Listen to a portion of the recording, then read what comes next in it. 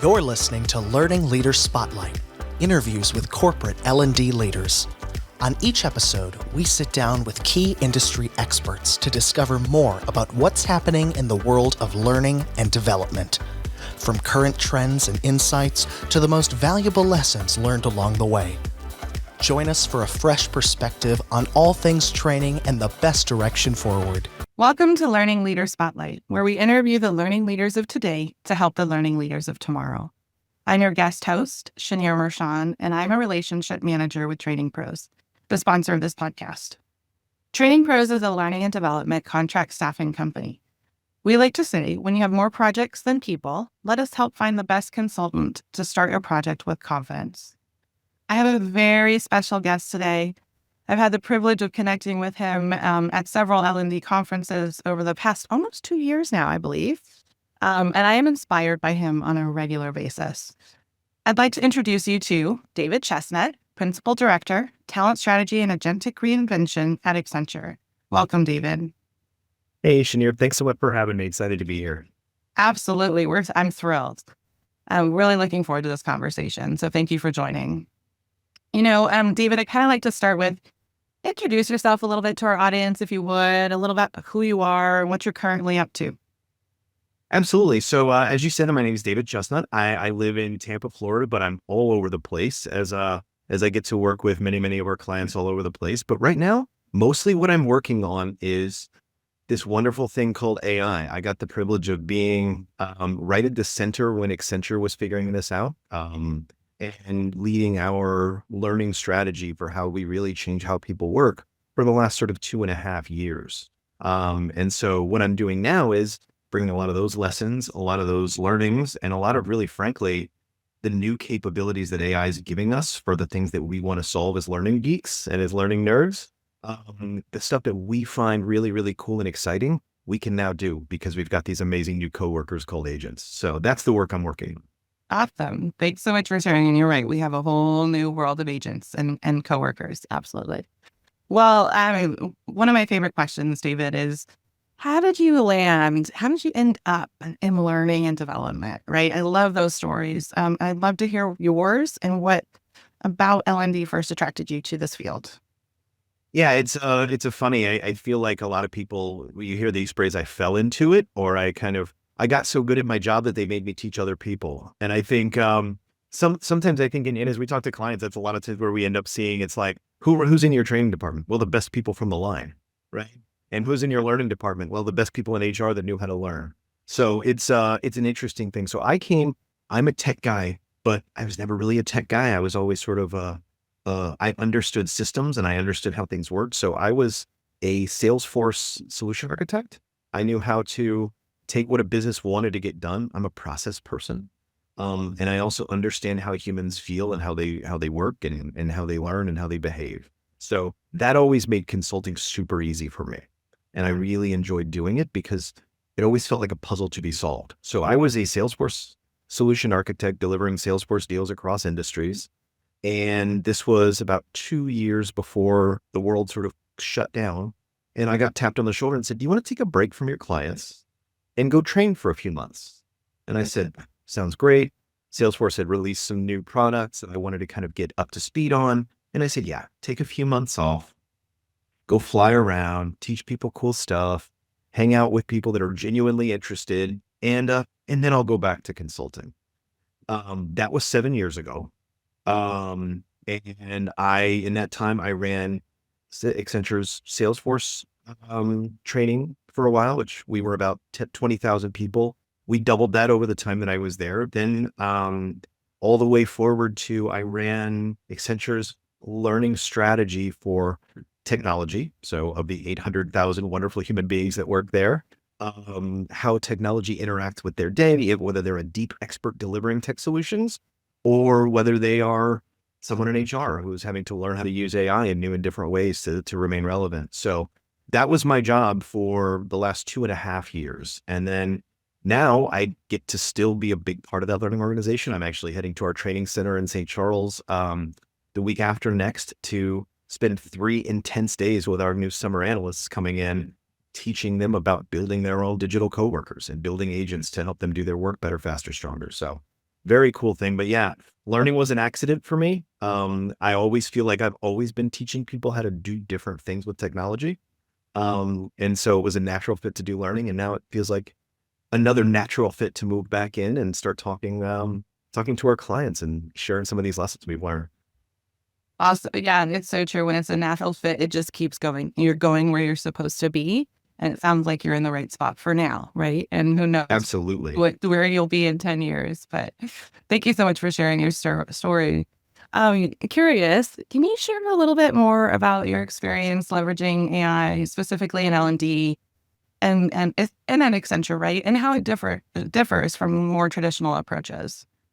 So when we start thinking about L&D, I'll give it two spins on this. So the first one is, I think we have done a disservice to ourselves, not just L&D, but I think holistically, is trying to teach AI or trying to think of AI as a technology solution. This is now, especially with agents, especially with bounded LLMs and RAG and things like that, where hallucination has become really sort of a problem of the past. I mean, it still exists. You still have to be vigilant, but there are so many good safeguards around this. I think we've done a disservice by teaching people that you've got to get techie in order to live in this world. And I think we're in a better place where we start thinking about these as coworkers. I think I sent you my most recent piece on this, which is, it's not a question of getting the same result over and over and over again. That's not what we use this for. If we could do that every time, we wouldn't be using AI. We'd be using rules processing or using simple mathematics. But because we want different and varied and unique reasoning and understanding, we use these tools. So I think that's sort of the first piece of it. And from the L&D landscape, I think we have also done ourselves a disservice by continuing to think of ourselves as the training department, right? We are the team that when the business comes and says, hey, I've got this group of human beings and they're not good at this thing, teach a class that teaches them how to do that thing. Fine. And I think that happens a lot. And then we were like, no, we're learning. And so they said, okay, well, you're everything, but we still have to, what do we track and measure and record? Training, completions. Right. And so we've kind of diluted what that word means when we say learning, because now we're being asked to be the learning department that we always promised we were.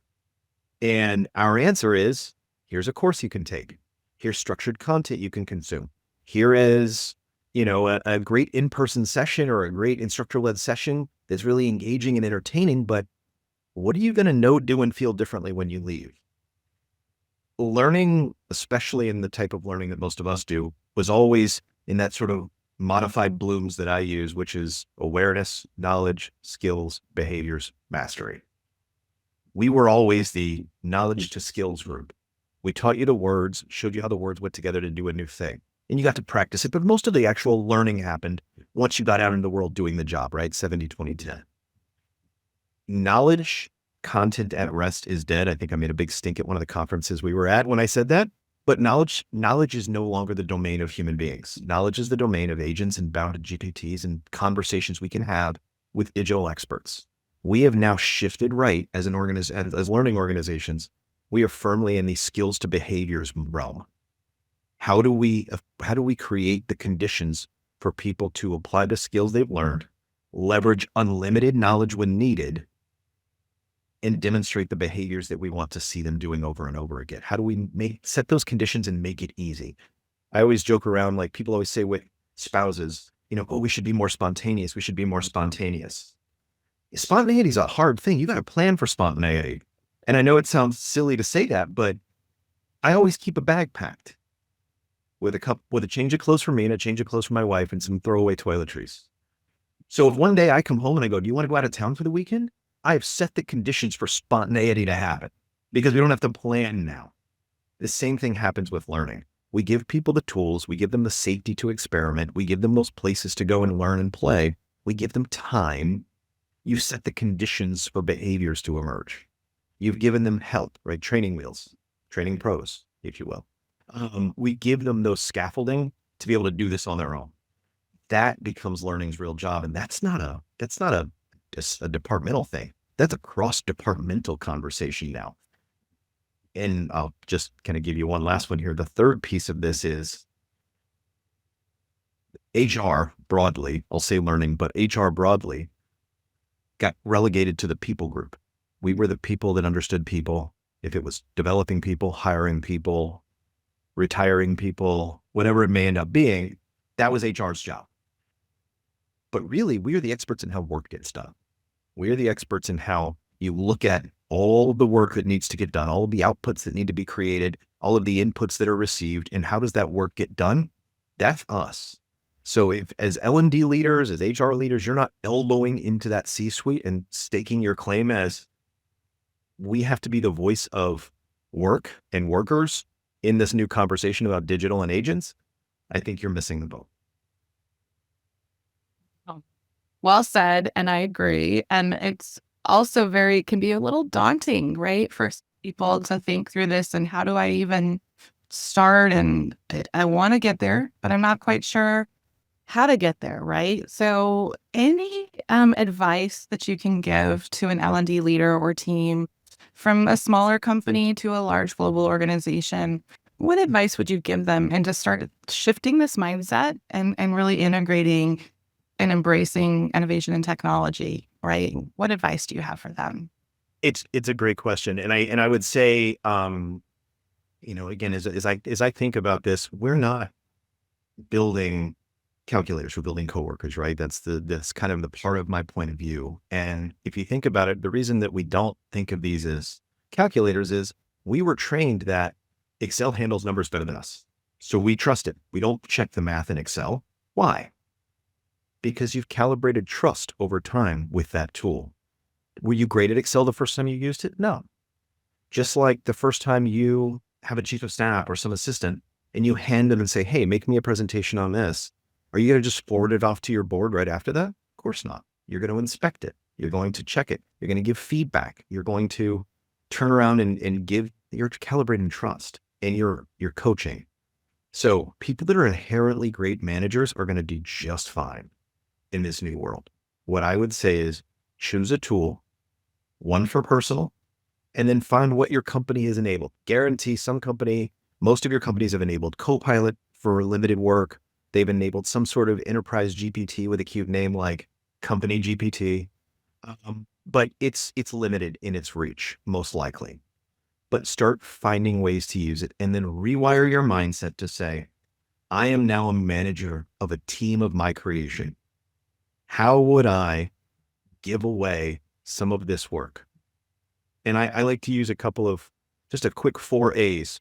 As I'm looking at my internal work processes, I look at things that I can either A, axe. What can I get rid of completely? What do I not have to do? I know it sounds silly, but there are so many machinations and things we still go through that no one reads, no one creates. When I first take over some departments, I go, what are the outputs you're creating every week? Oh, we send this report to so-and-so in this mailbox. Okay, who reads it? What do they do with it? Okay, cool. That's an axe. Then we start looking at the real AI part of it. What can I fully automate? Meaning all I have to do is give an input and inspect an output. So I don't have to do the work in the middle. So that's automation to me.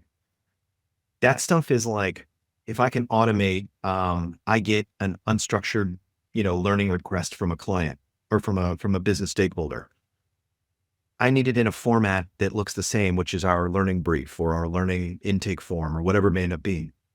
Have an interview with them in Copilot, let Copilot transcribe it, train a quick little Copilot agent on the output of your learning brief and have it create the brief for you based on a conversation. So you're more present. That is an example of what can I augment? I'm augmenting the conversation of the intake with my business stakeholder. I'm automating the creation of the learning brief. And then the last one is acknowledge. Acknowledge there's some stuff AI has no business touching.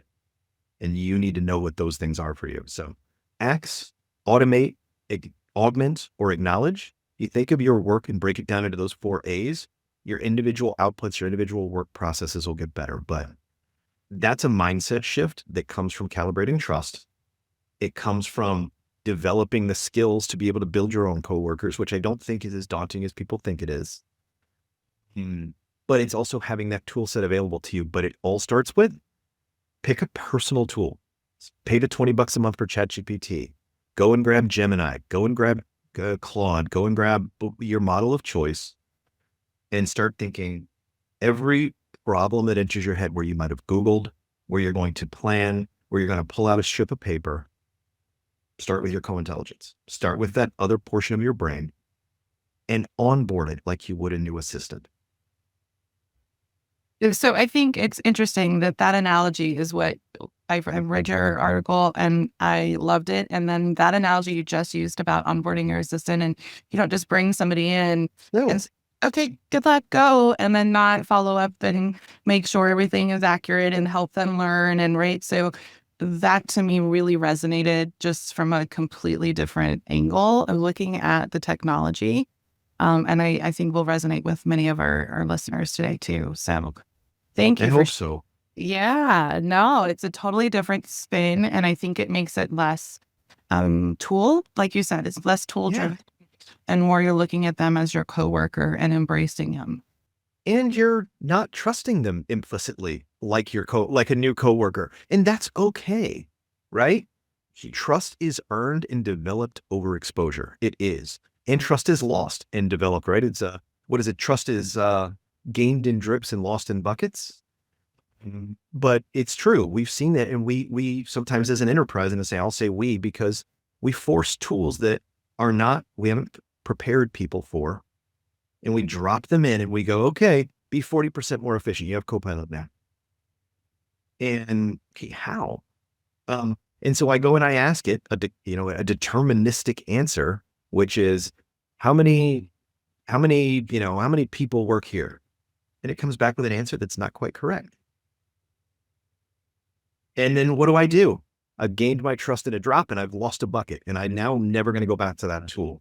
So I think you've got to give people a good foundational grasp of what AI is for, what it's great at, what it's bad at, what the risks are.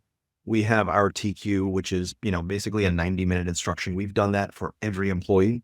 We're doing another set of agentic training for every employee about this exact thing of understanding really what agent's a word that gets blown up a lot because as soon as you say agent, your stock goes and everybody's happy about it. It's just like Gen AI was a couple of years ago. Just like many other technologies before it, the stock market really likes to hear certain things. But when we say an agent, a lot of times what clients are mostly talking about or what people are mostly meaning is a bounded GPT. Your chat GPT, your agent, your Claude, you have given it a set of stored instructions. You've built memory over time. That onboarding, right? You went through and you said, here's my LinkedIn profile. I want you to primarily help me with business. Got it, boss. I'll note that away. Here is a sample of my writing. When I ask you to write in my style, this is what I want you to reference. Hey, here's some logical frameworks I use to help me think through things. I want you to be that thought partner. Or the answer could be, I only ever want you to take some unstructured stuff and spit out an email in the exact same style. These tools can do everything in between there, and it hinges on 3 I's. And I beat this up, but it is the thing that helped me unlock and understand this. When you are building these bounded GPTs, or let's say agents, agent-ish versus agentic, let's call it that way, there's 3 I's and it's a virtuous triangle. It is intelligence, which comes from the model. So if I'm picking, GPT 5 thinking or 5 thinking pro, which is the super advanced reasoning model, or if I'm picking GPT-4 turbo, which is what most Copilot agents run on, which is less robust, but still capable. The level of intelligence you need for a task varies. And so we use intelligence. Then we use information. What's the structured or unstructured data that I'm going to reference as the truth? Think of it as an open book test, right? I'm going to ask my LLM, what is the capital of Florida? And it's going to go, well, maybe Miami, because that's what they do. They guess. Now it would probably have gotten that right because models are way, way smarter. We have high intelligence now in most models. But if you gave it a list of all the state capitals and you told it in its instructions, we'll get there in a second, always look at this list, it'll come back and say Tallahassee every time because you have bound it with information. You've given it intelligence, you've bound it with information, and now you are crafting instructions of how you want it to do its job. So if I said you are an email bot, I would have intelligence pretty low. Most LLMs are real good at taking unstructured stuff in, summarizing it, spitting it back out. But then I gave it information. I gave it 6 examples of what really great emails look like. And then I gave it instructions. And I said, start by summarizing, then come up with key points, then write it in the format just like this, and then spit it out with no prompting. I've now created effectively an agent. And its job is one thing: take unstructured stuff, spit out an email, because I've done it. I've given it the intelligence to do it, the information of what good looks like, and the instructions of how to do its job. Share what do employees need? Maybe all 3 of those things. Intelligence, information, and instructions. Right. We are building coworkers. And if you think of it in those, we hire for intelligence, we hope, right? Yes. We give training, and we give reference materials and quick reference guides and public, and intranet sites and SharePoint sites filled with information that we want people to reference as the truth. And we give them instructions, processes, SOPs, systems that are built to take them through a step. We give employees all 3 of those things, but they are dependent on one another. If you were to, not that you would ever do this, but take a really ugly presentation and flip it to one of your assistants or someone on your team. In consulting, we get these wonderful 6 letters, and every new young analyst has received an email at 2:00 in the morning that says, PLSFIX. Please fix, right? You don't know if they mean the content, the structure. They typically mean aligning boxes so that they fit right on a slide and look nice, but you don't know what that is. So you've given almost no instructions. You've got no information. What are we relying solely on? Intelligence. They've got to figure this out on their own, or go find their own information, or go find their own instructions. So thinking of that virtuous triangle of these 3 things. So if I want to use a model that's a little bit less smart, less intelligent, because they cost less money per click, I have to beef up the instructions and beef up the intelligence, or the information. So those 3 things work really well together. So a little bit different from what you were asking, but that onboarding is all part of this. Absolutely. And it's really brought a lot of clarity and to how I view it, honestly. And I've been using it in a much more limited way, and am now inspired to go try these 3 eyes and look at it differently and think about this as an additional resource, right? And something that's not scary. To be honest, it's intimidating at first, but I'm warming up, and I think a lot of people are, and we're ready to go now. So, but like I mentioned at the beginning of our conversation, you are inspiring, and I truly appreciate all of that you just shared to help us and help other learning leaders. Last question, if I could, what would you recommend? Is there, just where would you go to make sure that you're staying, if you were an L&D leader, staying current? What information would you want to learn about, or where would you direct people to go find out more information and make sure they're staying current as everything continues to change and evolve? I think so a couple of ends. I get this question a lot, and it's great. And I could rattle off about a dozen people that I follow who I think are great. And I will rattle off one, just if you really want to stay on the bleeding edge of this. It's Dr. Ethan Malik from Wharton. Phenomenal guy, posts multiple times a day, has and it's very approachable. It is very much centered around business leaders. So as I'm thinking about, he has a fun one. Every time a new video model or image generation model comes out, he has asked for an otter using Wi-Fi on an airplane. I know it sounds silly, but he now has hundreds of images because he tries all the new stuff. And now, I think you saw that Sora 2 just got released from ChatGPT or OpenAI 2 days ago.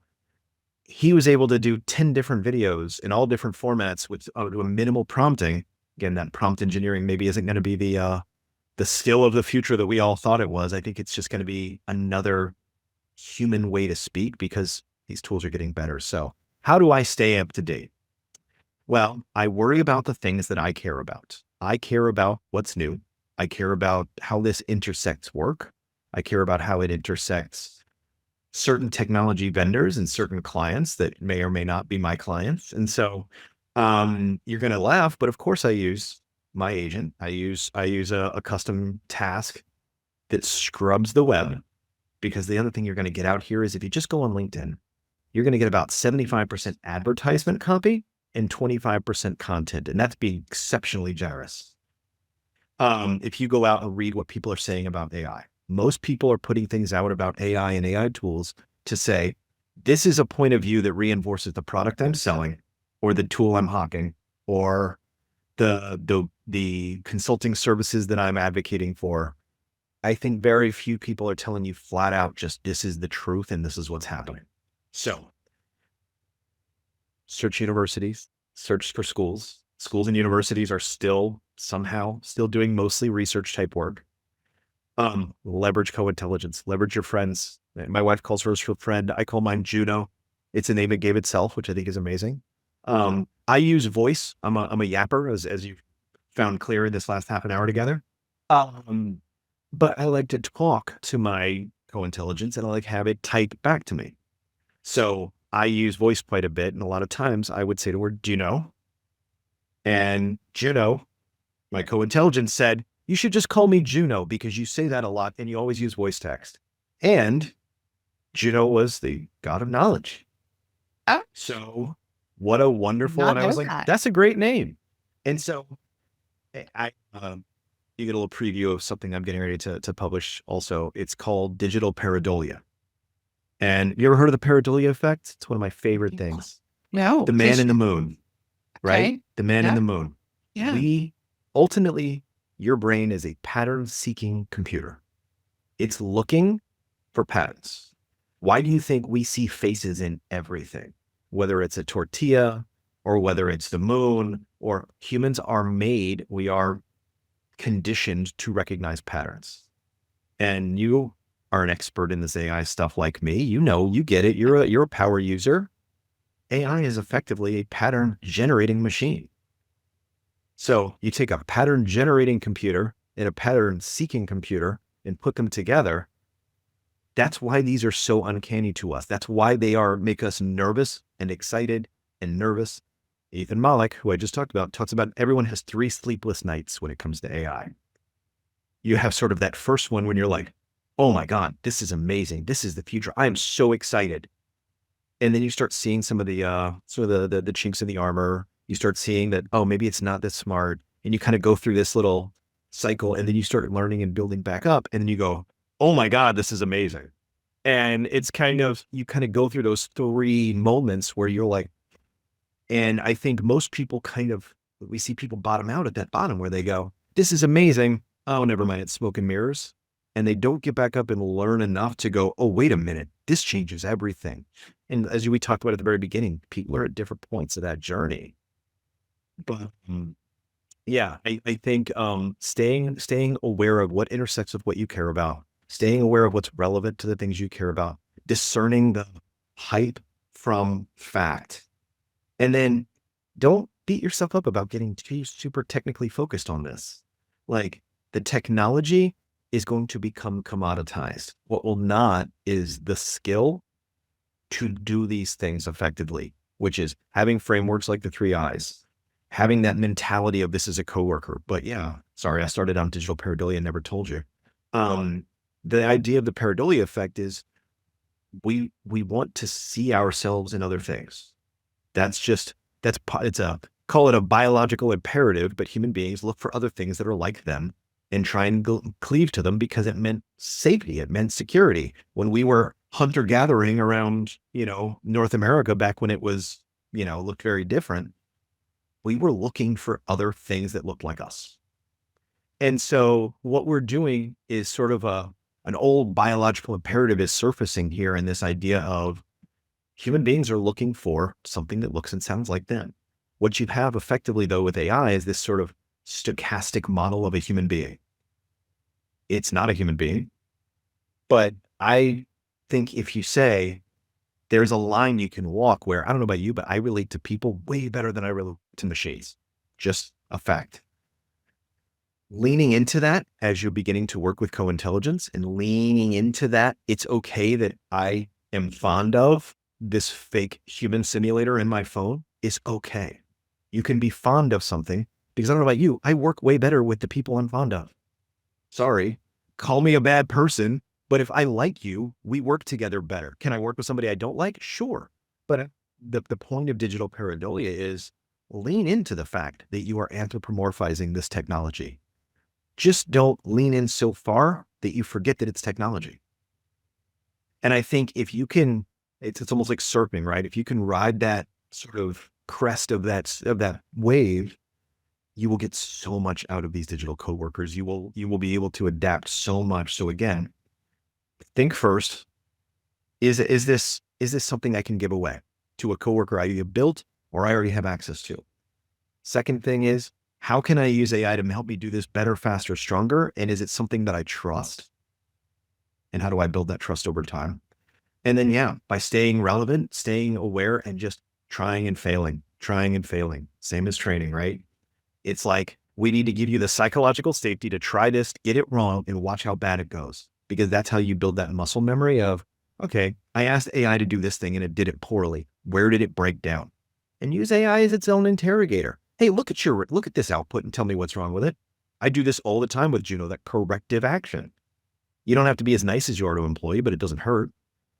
Right. But it's, I say, look at this and I go, oh, sure. Right. You're right, boss. There's M dashes in that output. And I know you don't like those.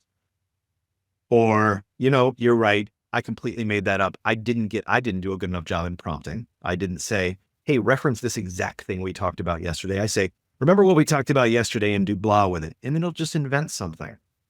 Got to inspect what you expect. Got to be a better leader. I was a bad leader. I gave unclear instructions and I got an unpredictable output. Be a better leader, you'll get better outputs. Awesome.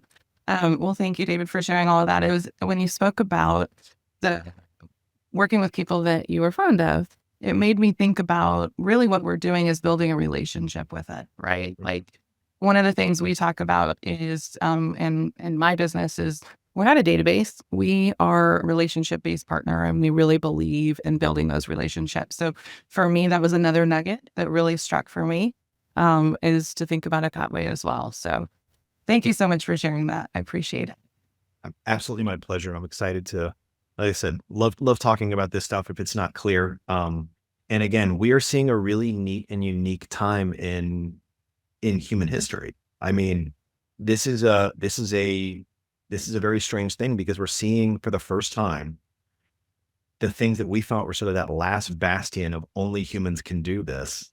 Like we were fine when humans could do math better than us because most people didn't feel themselves that math was unique. Now we're having words are my thing, right? I like words. Now I can use words to create software programs. I can use words to create art. I can use words to create music. I can use words to create many, many, many things that were previously not available to me. Is it as good as someone who does it traditionally? Absolutely, probably not. Is it infringing upon that? And that's something as a society and as a species, we're going to have to contend with. Yeah. So developing the rigor for these new types of relationships that we're talking about and understanding that I'm dealing with a form of intelligence, whether or not we're going to call it AGI or HGI or whatever you want to call it. We're dealing with a form of intelligence that acts and simulates humanity. Why not treat it like it's humanity and then we will get more out of it? And on that note, I know you and I could talk about this all day long. I'll come back. I hope so, please. Oh my goodness. Well, David, thank you so much for your time and for being on our podcast today. Truly appreciate you. Super excited to do it, Shaneer. Thank you so much for having me. Yeah, absolutely. We have a small gift for you as well, David. So as a gift for being on our show, we are going to plant 5 trees in your name. As a company, one of our charities is World Reforestation. So as a year to date, I believe over time, we have planted over 5,000 trees around the world. And so 5 of those will be in your name, my friend. Yay. Fantastic. Thank you so much for that.